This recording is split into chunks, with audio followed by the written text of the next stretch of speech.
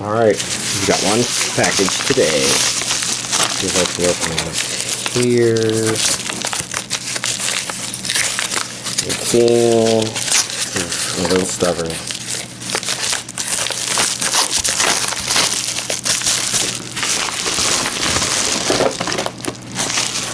There we go. Of course, that's not everything, because these also arrived. Let's organize these. These also arrived.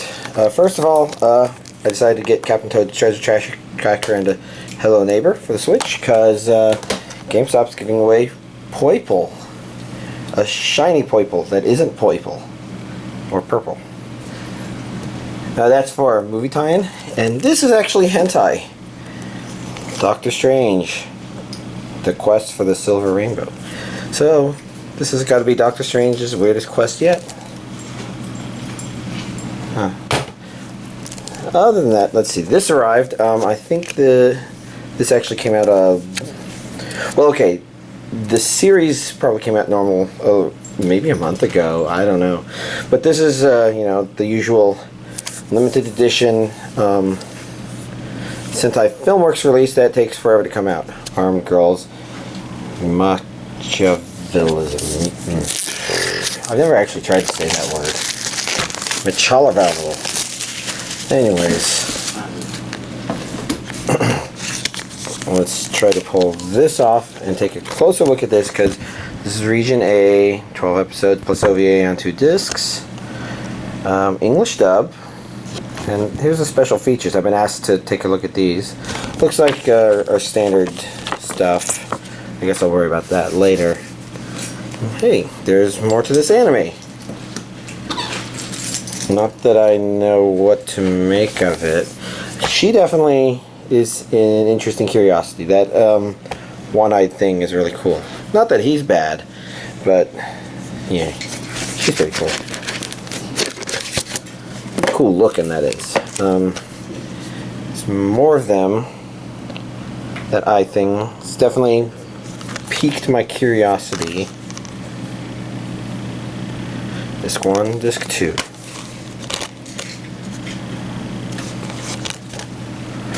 More artwork on the inside. It's a fairly reversible cover. This is any different. Oh, I see. Her, front of her thing is open. Same with that person? Is that the same person? Different person? I think different person. This looks like some notable art. A bunch of character art, some scene art, some keyframe stuff, some storyboards. It looks like a manga at the end there too. Pretty cool. And then we've got this. None of these characters jump out to me though. Like, maybe something about them all seems almost familiar. Why are there 2 of these things? Looks like they're not wearing as much as would probably be considered proper attire. But anyways, next up we have Marmalade Boy, the complete TV series collection. 76 episodes plus movie, standard definition, SDBD, FTW. Looks like we got an English dub. Subtitles, extras, the movie, clean opening, dub outtakes, dub walla demo. I wonder if a lot of the contents of this are the same from the old DVD release, but it's good that this got released. I have had people contact me asking if I would be willing to sell my Marmalade Boy DVDs. Maybe only like once or twice, but you know, that's, you know, twice more than maybe, or maybe that's infinite times more than you would, or plus 2 more than you would expect. You know, all that mathy stuff. But now, if they want to, they can get it on Blu-ray. That's the good guy, whatever these people, Eastern Star, Discotheque. So, slipcover didn't add anything new, which is the way it is sometimes. Just 2 discs. 76 episodes on 2 discs. That's actually it doesn't sound right until I think of, you can actually put some pretty high quality stuff on disc. Oh look, another Blu-ray release of Tetsujin 28, the complete 2004 TV series, which I do believe is, this is 26 episodes in standard definition. This is on one disc. I see English audio. I see region A.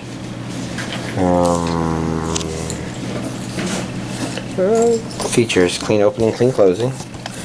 Anyways, I think the older version of this series may be a classic, although I think most of my subscribers aren't of that age such that that would be a classic so much as something you'd study in history, I guess.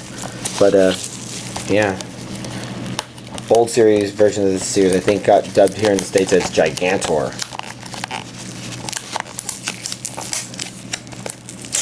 I wouldn't call it a particularly great opening, Gigantor, but it's amusing. I think it's just kind of amusingly droll. It's like Gigantor, Gigantor, Gigantor. And it's not like they couldn't come up with good openings back then. Kimba is got one of those really earwormy kind of openings, and it's pretty great. Even if that stuff. Reborn, seasons 1 through 4, episodes 1 to Jesus Christ. If I watched absolutely everything I got, I probably wouldn't even get a chance to sleep, especially with all these condensed episodes being released. We got Japanese with English subtitles. Special features, clean opening and closings.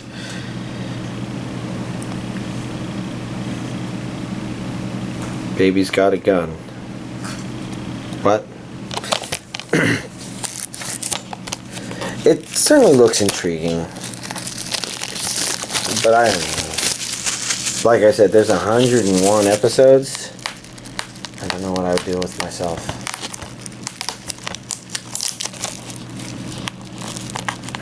Imagine if I could watch this stuff while doing the virtual reality stuff. Probably couldn't do it while playing Galgun, but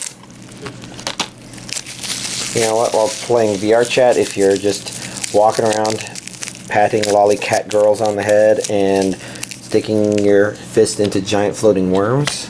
Yeah, I did that last night. Yeah, he was saying hilariously insulting stuff all the time. I could see a little corner of the VR being dedicated to the anime that I have on, but I'm not sure how I would do that. So why is that guy not wearing any pants or shirt? I suppose I'd have to watch it to find out, but he's wearing clothing there. Interesting. It's a curious. I think there's a series called Hitman Reborn or something like that, and I wonder if that's I don't think that this is it, but is this related to that? Next we've got Scum's Wish. Geez, that's even harder to read. That looks like it says Dennis Wish.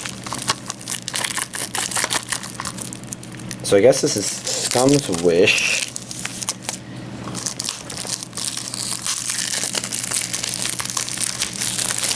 What?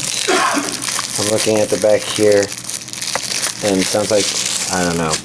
It's some, if things don't go right, just then create an intentional love circle triangle. Let's see, we have English audio, region A, special features. We have Japanese trailers, clean opening, and yeah, interesting.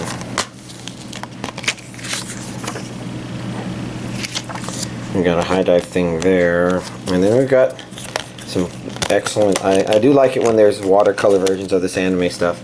I mean, if there's anything that kind of understood that people like this sort of thing, that would definitely be Octopath Traveler.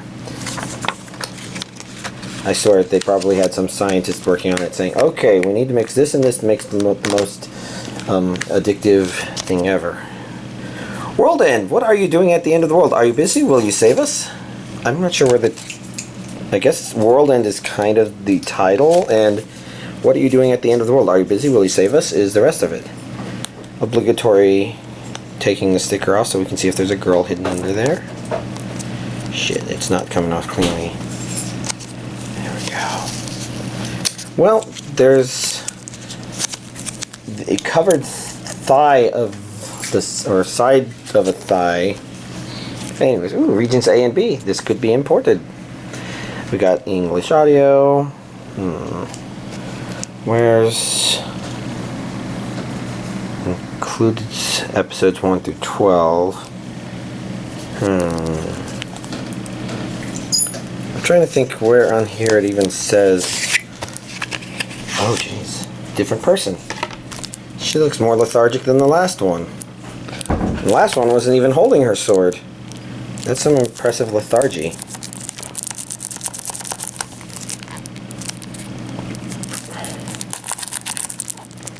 She looks like she's just saying, oh yeah, I just hold this sword, just to hold this sword. But I'm looking forward to a nap.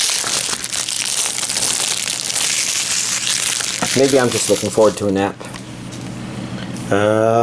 Yeah, I guess I'm having trouble finding out where it might be listing any special features. So, we'll just take a peek at the inside. Oh look, there's another girl. Looking even not as lethargic, but more casual. Almost like I probably look like holding anything in VR. So there's Blu-ray 1 and Blu-ray 2. We've got DVD 1 and DVD 2. And there's the expected fourth girl. She's the most normal looking of them all. She looks like she's actually taking care of that sword.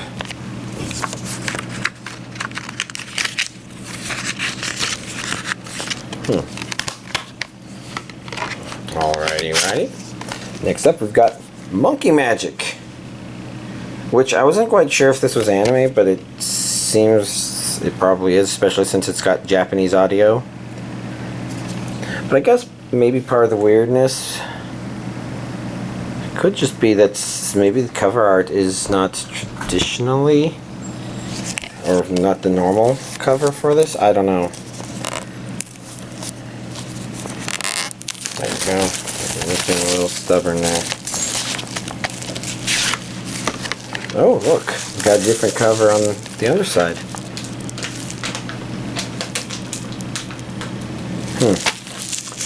Not sure what to make of it. Looks interesting. Let's see. This seal is sticking like it's been on the shelf for 6 months. Jesus. I don't know why I didn't drop that. Somehow shaved that with my...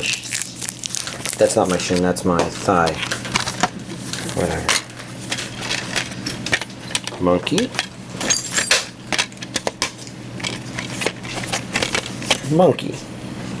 So I guess this is inspired by Journey to the West, which is why the Monkey King's bow might remind you of Dragon Ball. And if you're not familiar, Dragon Ball was originally inspired by Journey to the West, and then it split off and started doing its own thing. Well, very its own thing. Anyways, last but not least, we have Stellvia, the complete TV series. Although, I do believe the official subtitle is Stellvia of the Universe. I don't know if that's Japanese for of the universe. Well, it's nice that this got released on Blu-ray. It's actually kind of tempting to want to rewatch it, because sometimes this show is kind of nice. It's not a favorite, but it's something I'm fond of. Let's see. I see under features, we've got clean open, clean close. We have English audio, region A. And this doesn't say it's SDVD, so I guess maybe there was a Blu-ray release in Japan, and oh shit, I forgot the thing on the top. I was doing such a good job of remembering them too. Maybe there was a Japanese release, Blu-ray transfer. I guess we'll find out by taking a peek on the inside here and seeing if it looks like they really compress things on disc. Might have. Might be a little on the compressed side. It's not SD on BD, but it is probably still digital stuff on BD. Got more people there. Oh well. Well, not too bad of a release this week, I guess. Here's this week's anime DVD collection update. So, I forgot to talk about Naruto Shippuden DVD set 35 last week. So, obviously, I've watched the first disc, almost a month ago? I don't know. But I did watch a second disc, not this past Friday, but the Friday before, which would have been appropriate for talking about in the update last week. And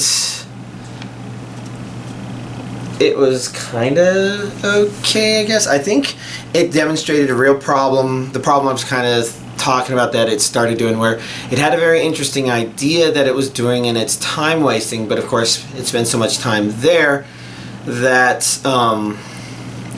they wear a good idea out. And so most of disc 2 was continuing and finishing up what that idea did, and then finally getting back to the main events of the series itself. And there was an interesting little tidbit at the end where it would have been nice to see them continue on from that point, especially since there's a very real possibility that we might get a small chunk of episodes without filler. I don't know. Or maybe the rest of the series will be non-filler. I know at some point Naruto Shippuden just opens up and we get to see the end of the series, and then we have to go and watch Naruto's kids. Something's got to be done about their kids. But overall, yeah, I guess I'm not sure if I would say I'm looking forward to the next one so much as I'm looking forward to when the next one comes out watching it. I don't remember if last week I talked about watching Aokana. I watched the first 4 episodes of this, and the reason I didn't go on from there is because I ended up switching things out. Yeah, that's right, to watch some X-Files Season 11. Really weird episodes. But if you ever wanted to know what the episode with all the random letters and numbers was actually called, the hint is to look for a base 64 decoder. I mean, it became really obvious when we saw an equal sign and another thing in the episode, and we're like, oh, they're playing around with base 64 encoding. But anyways, I only watched 4 episodes of this, and I could have kept going. It was okay. Yeah, I think I did talk about this, because last time I was talking about how there seemed to be this thing set up where I couldn't tell which character was supposed to be the main character, because the pink-haired girl, yeah, and I talked about really hating the purple-haired girl in the background there. So, I'm not going to talk more about this, that's why I stopped that. Let's talk about something else I started and didn't finish, and that's Aria. In particular, I started watching this with a friend, and because it's supposed to be a really well-known, really high-rated slice of life, and I guess watching it with him kind of still reminded me of the last time in that it never really engaged me. And this time, I think I've had enough insight to kind of know why, because there's some slice of life that I really like, and the slice of life in Figure 17 is a really good example. I just really love it because, and this is what made me realize, it feels really real, where Aria kind of feels very artificial. Like, you have Aria Company, and you have this girl that lives there, and they kind of set up this universe, but then they kind of establish certain things where it's like, okay, you're saying that it is actually hard to get supplies here, which means the cost of living would actually be really high, so why is this company of only 2 people spending half its time only having 1 person work?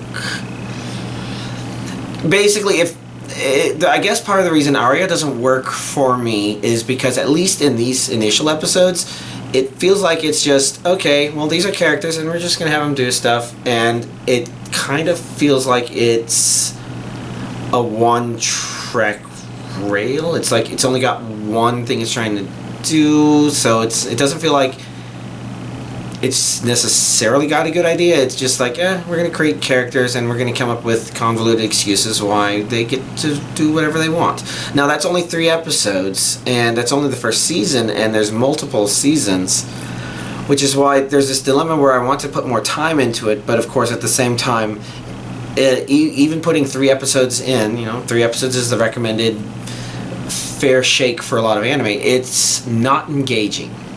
The third episode was better than the first two. I mean, like, the second episode is pretty bad in this regard I'm talking about, because it literally says, oh, I had a reason for slacking off more than usual. And, like, you kind of established that this shouldn't really be a situation where you could slack off at all. You're not a student. You're not a school kid. And, you know, there's a lot of that stuff in Figure 17, except that the main characters are kids, and this is actually a big part of that slice of life component, where those people feel real. It's like the Alien, how Alien's really great, because those people feel like they're really working. They're really truckers on the job. They don't feel like they are, you know, cardboard cutouts to put up. And, you know, there's plenty of shows where you have that going on, but you still enjoy because it's not about the characters just being per se. Usually there's some other interesting storytelling dynamic going on. But Aria doesn't put that foot forward early on.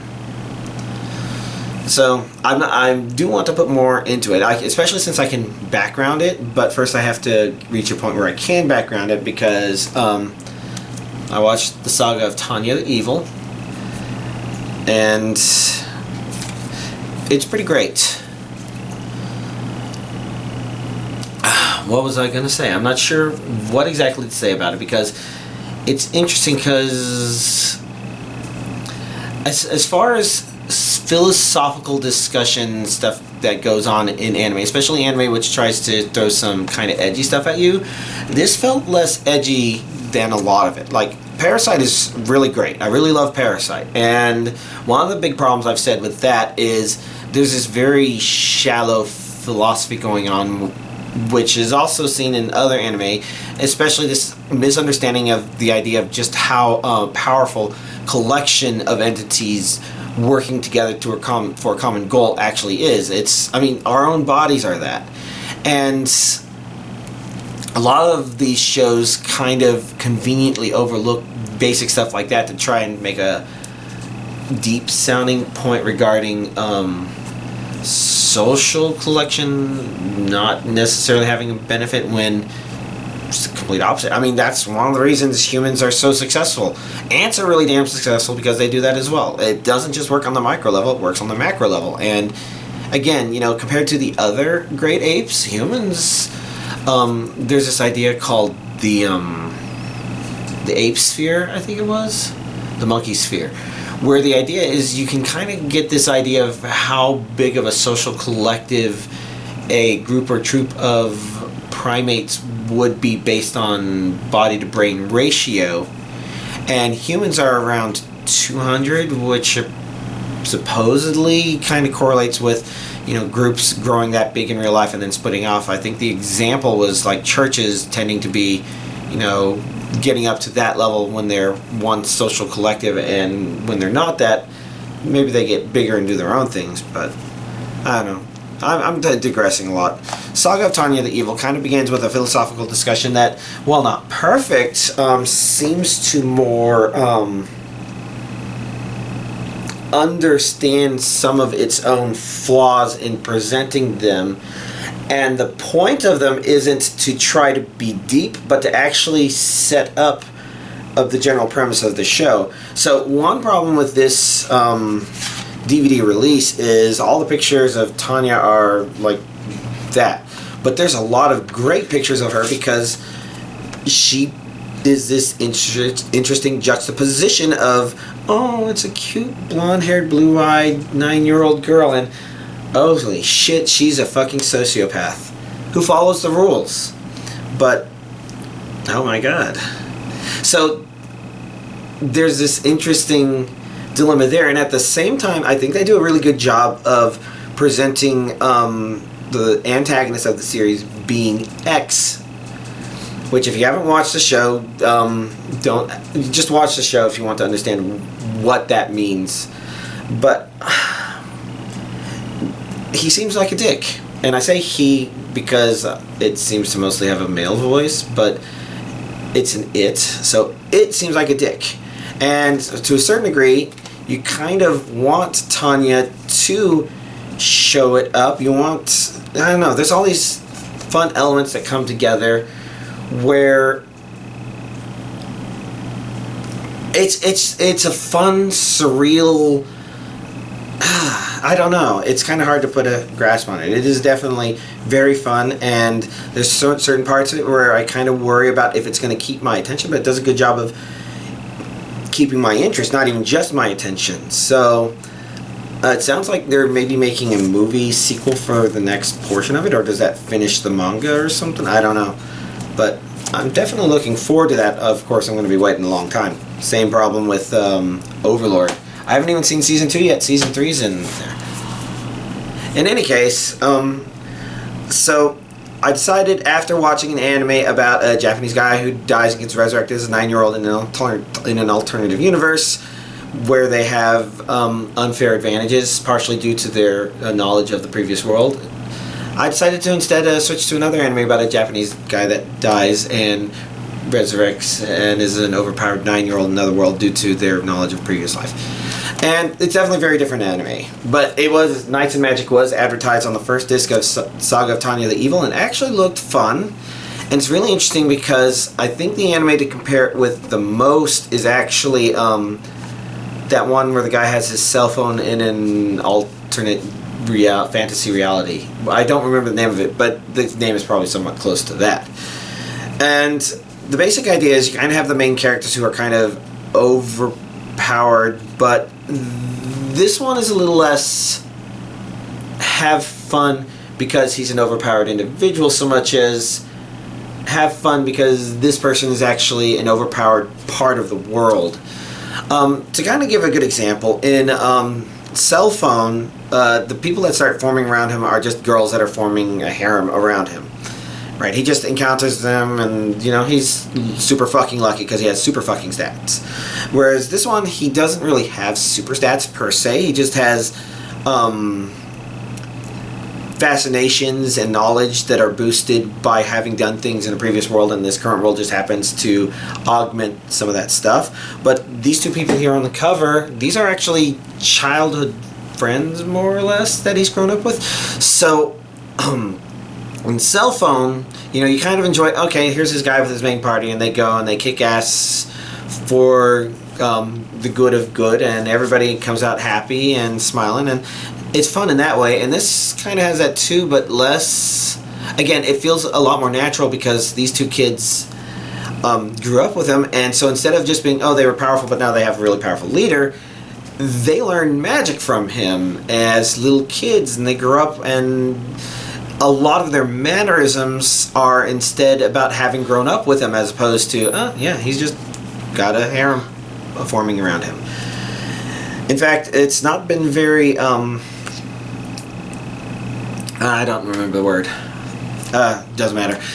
So, content-wise, it's kind of about just the enjoyment of this continual knowledge wowing. It does throw a couple of conflicty things in there, but it seems to me that's less what the anime is about, and it's more about kind of enjoying